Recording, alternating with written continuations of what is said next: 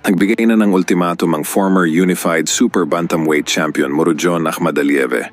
sa Filipino boxing superstar John Riel Casimero,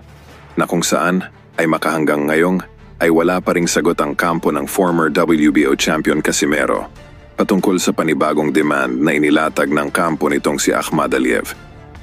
Kung maaalala, ay may dalawang kondisyones na inilatag itong si Akhmadaliev kamakailan lamang, na kung saan mula sa naturang venue ng laban mula Mexico, ito ay ililipat na sa bansang Uzbekistan sa mismong balwarte nitong si Akhmadaliev.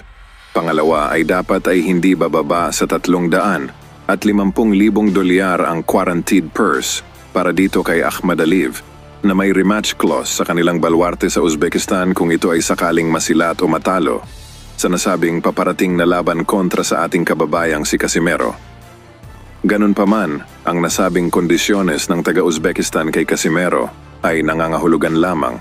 na hindi nagpapakumpiyansa itong si Akhmadaliev kay Alas.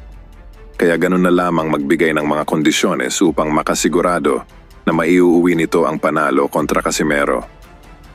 Sa madaling salita, at literal na knockout lamang ang magiging panalo kung sakali nitong si Alas kung ito ay papayag na dumayo sa mismong balwarte ni Akhmadaliev sa Uzbekistan na nakatakdang matutuloy sa darating na Marso ngayong taon.